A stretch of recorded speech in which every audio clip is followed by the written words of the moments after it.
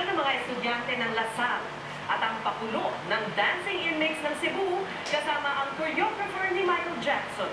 Yan ang mga patok na balita ni Rod Bacenas.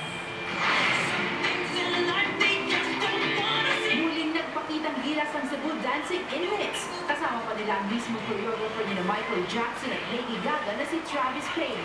Tinuruan sila ng bagong dance routine na They Don't Really Care About Us, ang awiting pinasikat ng King of Pop.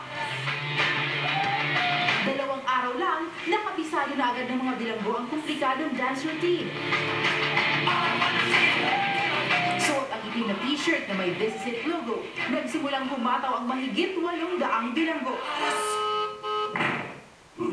Bahagi ito ng paglulunsad ng This Is It DVD ni Michael Jackson.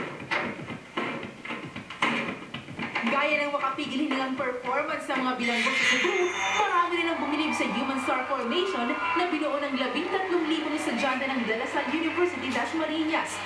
Target nilang makagawa ng bagong world record. Bahagi ito ng Lasallian Festival ngayong taon. Dinaig ng Lasal ang naitala nilang formation noong nakaraang taon na nilahukan ng 10,000 estudyante.